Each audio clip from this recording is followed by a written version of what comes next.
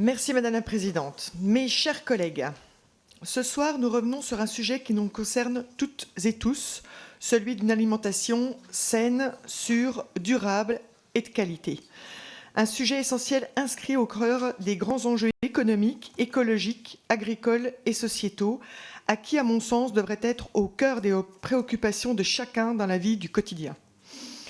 La proposition de loi que nous allons examiner ce soir reprend des dispositions précises, pragmatiques, nécessaires, longuement débattues puisqu'elles correspondent à des articles adoptés dans le cadre de la loi Egalim et censurés comme cavaliers législatifs par le Conseil constitutionnel en ce qui concerne la transparence et la qualité alimentaire.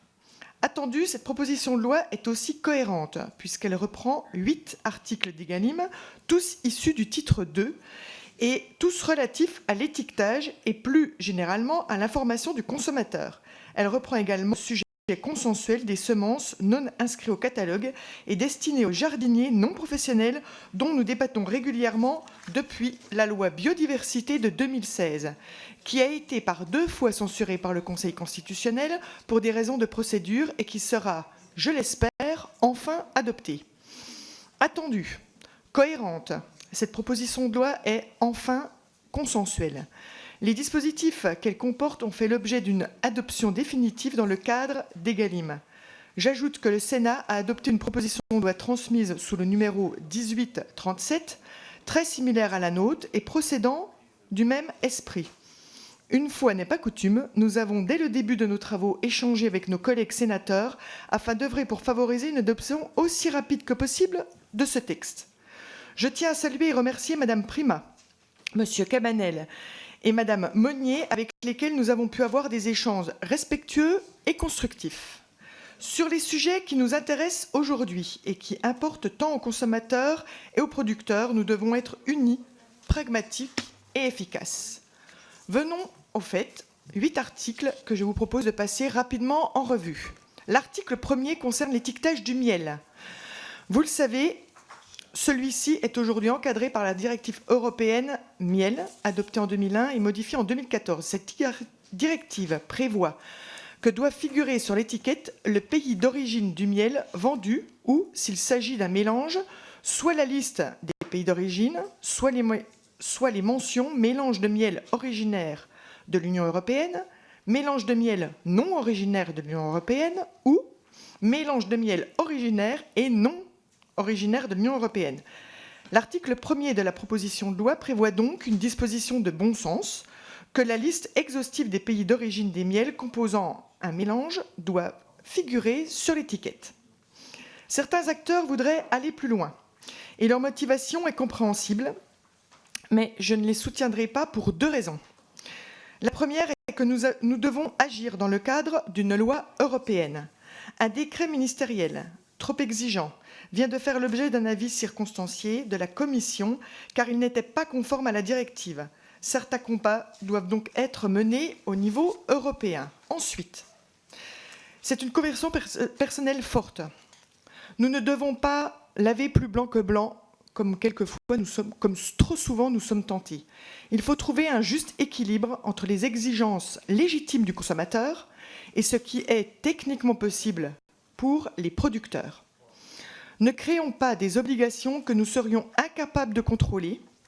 Ne mettons pas de belles PME, et j'en ai vu, en difficulté en créant des normes qui les forceront pratiquement à créer une étiquette différente pour chaque pot de miel qui sera mis en vente et ce qui ajoutera d'ailleurs au prix de revient. J'ajoute que beaucoup de producteurs, sous la pression des consommateurs, ont déjà anticipé la loi. Attention de ne pas les surlégiférer. L'article 2 est relatif à la transparence des informations communiquées aux consommateurs lors d'une vente en ligne. Vous le savez, le plus souvent, une simple photo de produits sur l'étiquette sont supposées informer le consommateur avec l'essor de la vente de produits alimentaires en ligne. Il est essentiel que l'information du consommateur soit plus lisible, plus transparente, plus claire. Sur l'article 3, mes chers collègues, nous devons débattre. Je dois avouer qu'au terme des auditions, il a été particulièrement difficile de trancher. Merci à mes collègues qui ont déposé des amendements sur le champ d'application du dispositif et qui vont nous permettre de lancer un réel débat ce soir sur ce sujet. Le principe de l'article est simple. Il s'agit de permettre qu'un fromage dit fermier, qui est une appellation valorisante contrôlée, puisse conserver cette appellation lorsqu'il est affiné à l'extérieur de l'exploitation, dans le respect, bien sûr, des usages traditionnels. Les questions plus précises, faut-il mentionner le nom du producteur et plus celui de l'affineur, par exemple, sont renvoyées à un décret qui permettra à la profession d'exprimer ses préférences en la matière, ce qui me semble être une bonne disposition.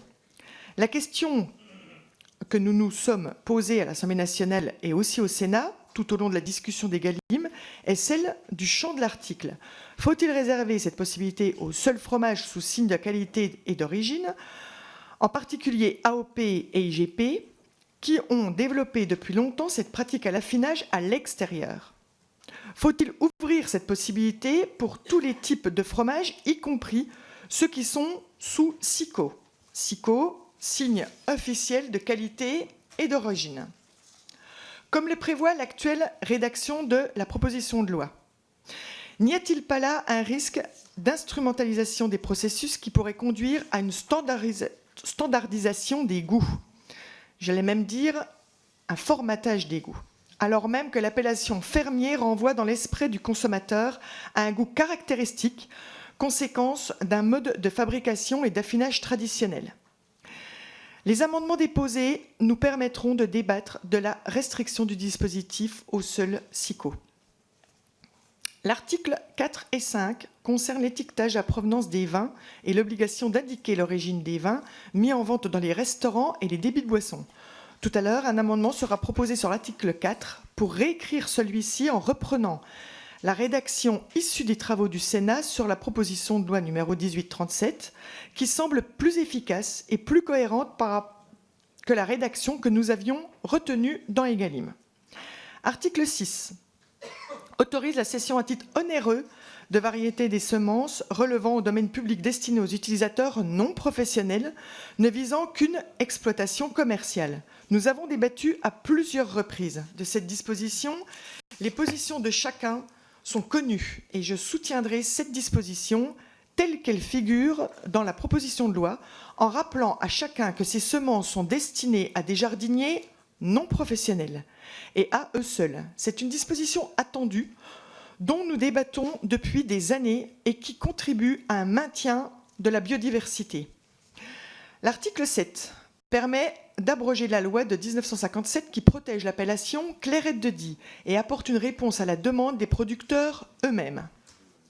Enfin, l'article 8 maintient le caractère obligatoire de la déclaration de récolte qui permet d'assurer la traçabilité des vins, notamment des vins sous signe de qualité et de l'origine. Voilà, mes chers collègues, la proposition de loi qui vous est proposée de débattre maintenant. Autre sujet me paraît tout à fait pertinent de vous soumettre aujourd'hui, celui de l'indication obligatoire de la provenance des pièces de viande dans la restauration hors domicile. Ce soir, chers collègues, vous l'aurez compris, au menu, nous allons passer des semences au miel, en passant par le vin, le fromage fermier et pourquoi pas même les huîtres et les steaks de viande. Rarement, sans doute, une proposition de loi nous aura autant mis l'eau à la bouche. L'alimentation, chers collègues, c'est comme l'air ou comme l'eau. Elle est présente du premier instant de notre vie jusqu'au moment du grand départ. Alors au travail.